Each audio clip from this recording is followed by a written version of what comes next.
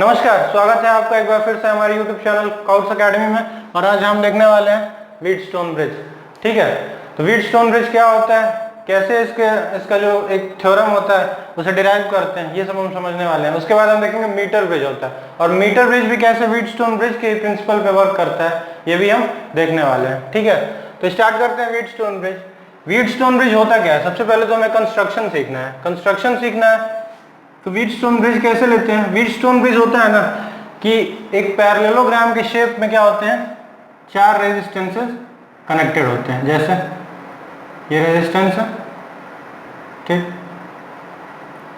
देखिए यहाँ पे एडजेसेंट आर्म इसका ये हुआ। और क्या करना पड़ेगा पैरेललोग्राम बनाने के लिए, यहाँ पे एक, ठीक है, और फिर मुझे एक रेजिस्टेंस क्या करना होता है, इस वाले आर्म में लगा। मैं इसे अगर P Q R S का नाम दे दूं तो ये एक पैरेललोग्राम का शेप हो गया। ठीक है, और पैरेललोग्राम का शेप हुआ, चार हो गए क्या रेजिस्टेंस, कौन कौन से, ये P Q Q R R S और P S। अगर मैं इसे ये कह लूं, अगर मैं इसे P, यहाँ पे मैं क्या कर लेता हूँ A B, चलिए A B C D इसको ले लेता हूँ।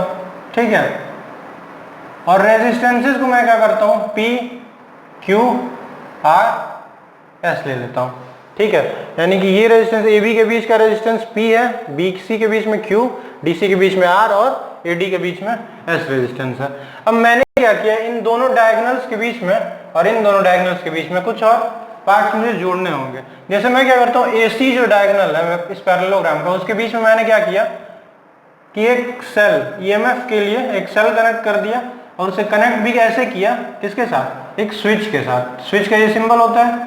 ठीक है, तो मैंने क्या किया, एक स्विच के साथ इसे, इस सेल को कनेक्ट कर दिया। मान लीजिए इसका EMF E है, ये K1 कोई स्विच है।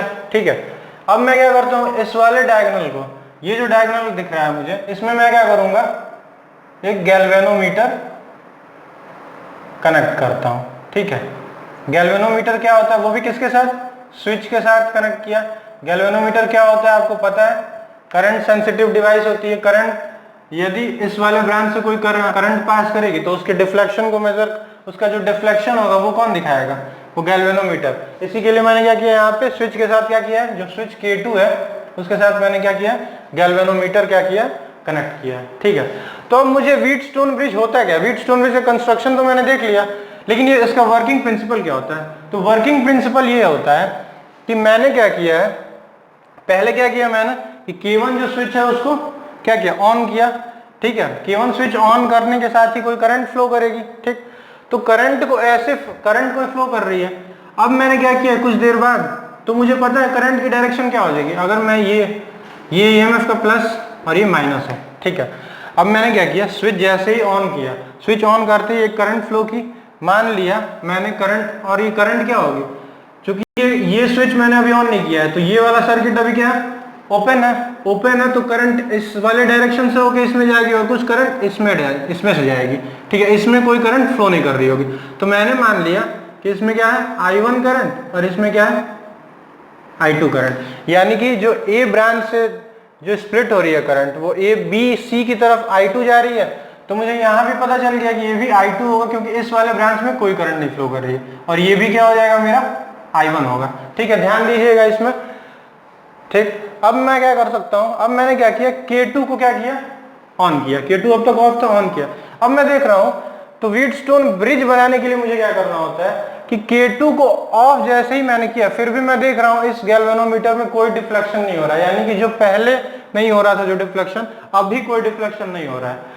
तो इसके लिए मुझे क्या करना पड़ेगा, ये क्यों हो रहा है, यही मुझे समझना था, और यही व्हीटस्टोन ब्रिज का प्रिंसिपल भी है कि मैं अगर क्या करता हूँ, स्विच को ऑफ, स्विच को ऑन भी कर दूं तो भी गैल्वेनोमीटर कोई डिफ्लेक्शन नहीं दिखाएगी। यानी कि मुझे इसके लिए क्या करना पड़ेगा, PQRS में क्या करना पड़ेगा, ऐसे एडजस्टमेंट करने हैं, इस प्रकार से मुझे एडजस्ट करना है PQRS की वैल्यू को, ताकि जो वोल्टेज, मुझे ये पता है कि कोई किसी भी सर्किट, किसी भी ब्रांच में करंट कब नहीं फ्लो करेगी। तो आपको पता होना चाहिए जब उसके, जब पोटेंशियल का डिफरेंस क्या हो, वो क्या हो, जीरो।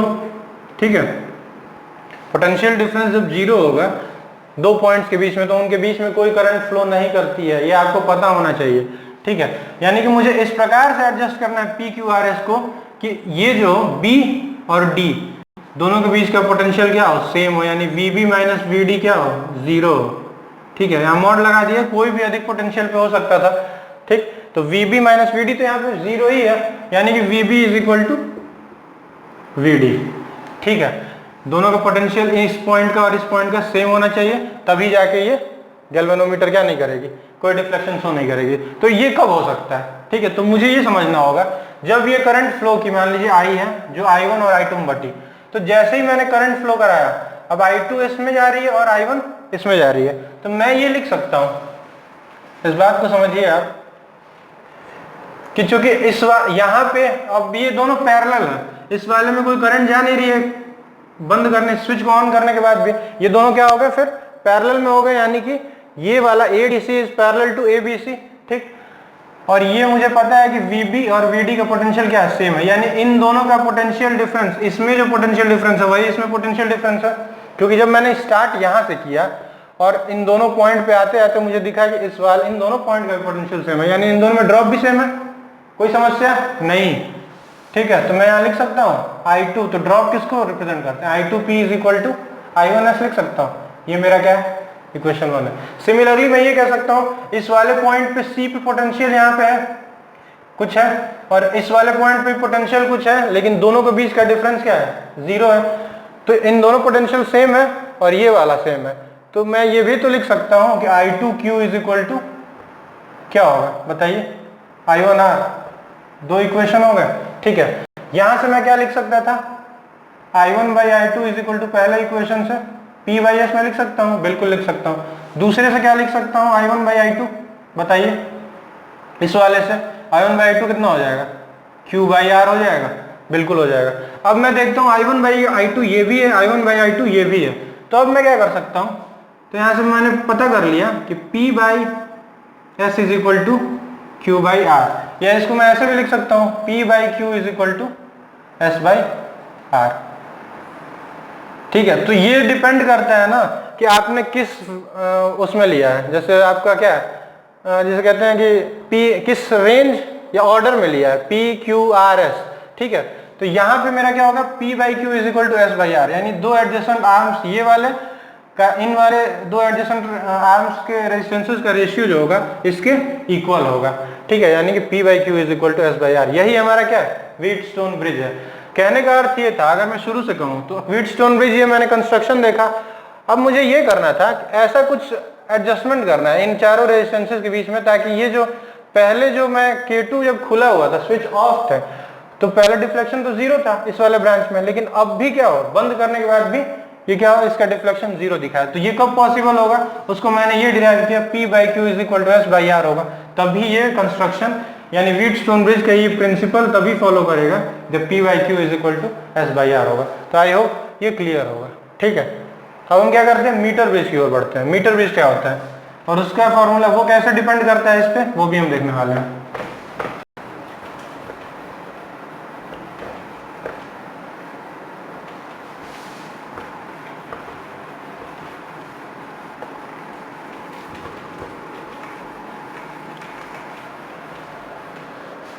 यहाँ पे मैं लिखता हूँ मीटर ब्रिज।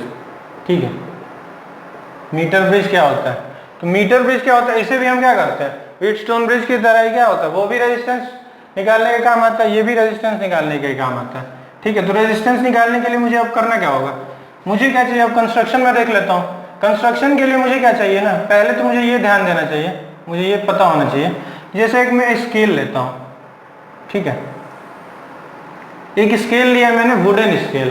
ठीक है, वुडन स्केल ही क्यों लेते हैं, ताकि क्या होता है, वुडन स्केल, वुड क्या होता है, एक इंसुलेटर है, ताकि मुझे एक्सपेरिमेंट में इजी हो मेरे लिए और करंट का कोई चांस ना रहे, इसलिए मैं क्या लेता हूँ, वुडन स्केल लेता हूँ। मैंने एक वुडन स्केल लिया, चलिए मैंने एक वुडन स्केल ले लिया।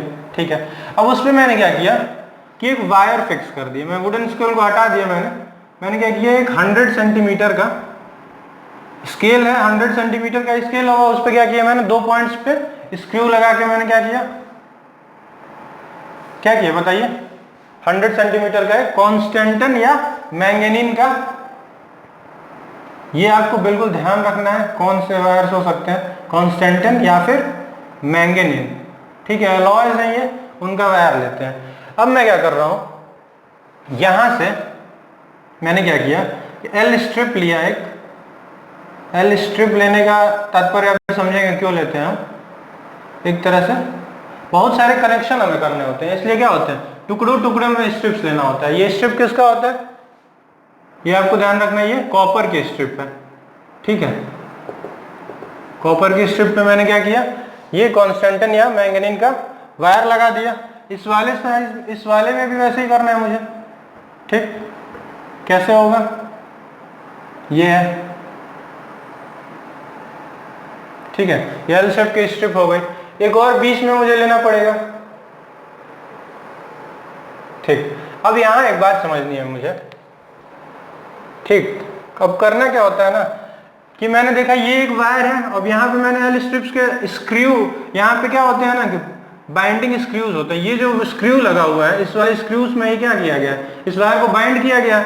अब मुझे क्या करना है, यहाँ पे भी स्क्रूज होने चाहिए ताकि मैं क्या कर सकूं, यहाँ पे कोई रियोस्टेट ले सकूं। रियोस्टेट क्या होता है, variable resistance is called rheostat. Rheostat यानी कि वेरिएबल रेजिस्टेंस, जिस रेजिस्टेंस को क्या होता है चेंज किया जा सके। ये एक्चुअली में एक रेजिस्टेंस बॉक्स होता है जिसमें क्या होते हैं, टैपिंग्स होती हैं, ठीक है। तो टैपिंग्स क्या करते हैं ना, हम टैपिंग्स को चेंज कर करके हम रेजिस्टेंस को इंक्रीज या डिक्रीज कर सकते हैं यहीं पे। तो ये रियोस्टेट हो गया, ठीक। अब मुझे क्या करना है ना, एक रेजिस्टेंस यहाँ पे लगाना है, मान लीजिए ये एस है, यार था ये एस है। इसी रेजिस्टेंस को, ये मुझे अननोन है और इसी को मुझे फाइंड करना है। ये बाइंडिंग्स को यहाँ भी मैंने लगा दिया, जिसको क्या करना है, कनेक्शन के लिए बाइंड किया गया है, ठीक। अब मुझे क्या करना है, एक बीच में एक बाइंडिंग स्क्रू है और क्या करना है, इसको कनेक्ट किया है मैंने एक शंटेड गैल्वेनोमीटर से। शंटेड गैल्वेनोमीटर क्या होता है ये आप समझिए। शंटेड गैल्वेनोमीटर का यूज करते हैं गैल्वेनोमीटर की सेंसिटिविटी को इंक्रीज करने के लिए, अर्थात सेंसिटिविटी इंक्रीज करने का अर्थ क्या है, छोटे से छोटे करंट के डिफ्लेक्शन को ये क्या कर सके, शो कर सके, इसीलिए। और ये कनेक्टेड हम हमारा किससे, एक जॉकी से। एक जॉकी होता है जिसको हम क्या कर रहे होंगे, अभी मूव कराएंगे इस वायर के अक्रॉस। जॉकी होता क्या, एक तरह से ना जैसे टच कराने के लिए ना मुझे मशीनरी है, इंस्ट्रूमेंट है, जिसको हम क्या करेंगे, इसी के सहारे मूव कराएंगे, स्लाइड कराएंगे, ठीक है। स्लाइडिंग इंस्ट्रूमेंट कह सकते हैं हम जॉकी को, ठीक। तो ये मेरा हो गया। अब क्या कर सकते हैं, अभी भी मेरे पास क्या है, ये दो क्या है, वायर तो हो गया मेरे पास, मान लीजिए ये वायर है ए बी, ठीक। और क्या कह सकते हैं, ये आर है, ये एस है रेजिस्टेंस। ये मुझे पता है, टैपिंग गिरा गया कि मुझे पता है, टैपिंग कर करके कि रेजिस्टेंस रियोस्टेट को वैल्यू को मैं पता कर सकता हूँ, चेंज उस हिसाब से चेंज भी कर सकता हूँ।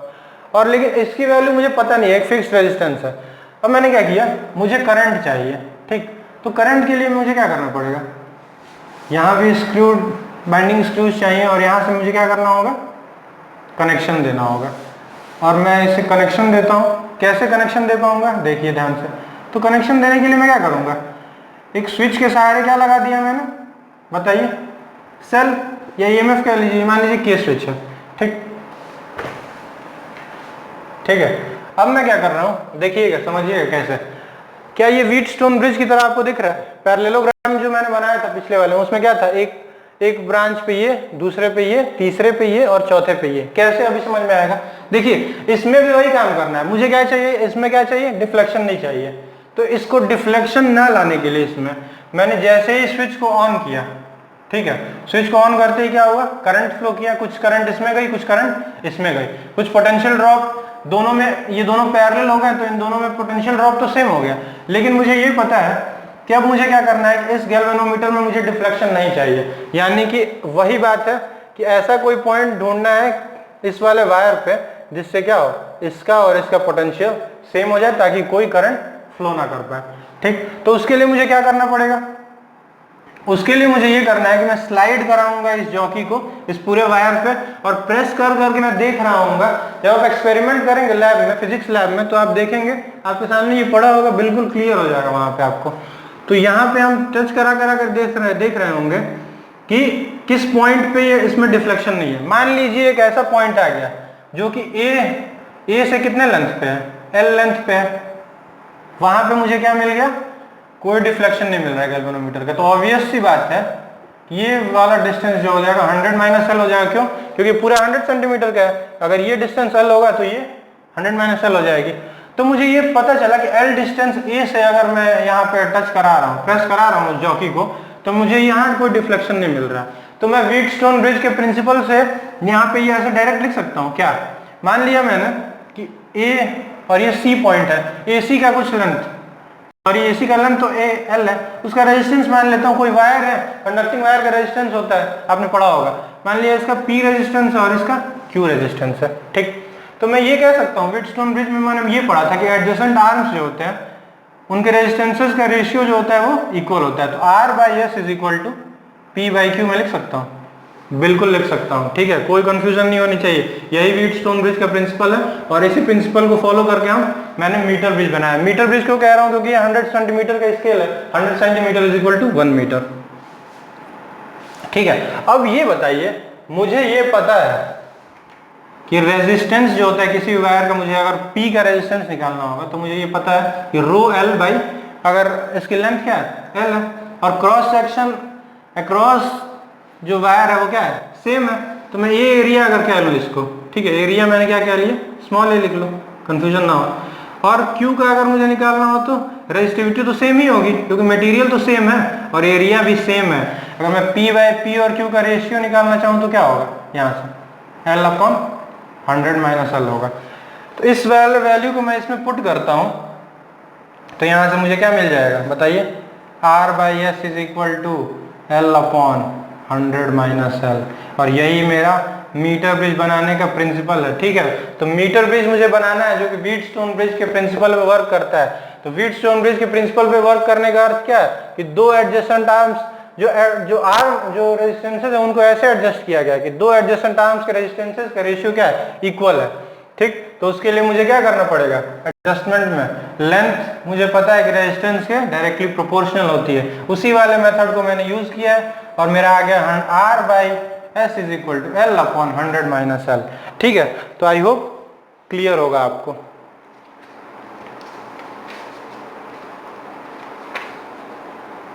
ठीक है, चलिए ये मीटर ब्रिज हो गया और बाकी का हम अगले क्लास में देखेंगे। तो तब तक के लिए बाय बाय, थैंक यू, और हमारे चैनल को सब्सक्राइब और लाइक करना ना भूलिए, ठीक है, थैंक यू।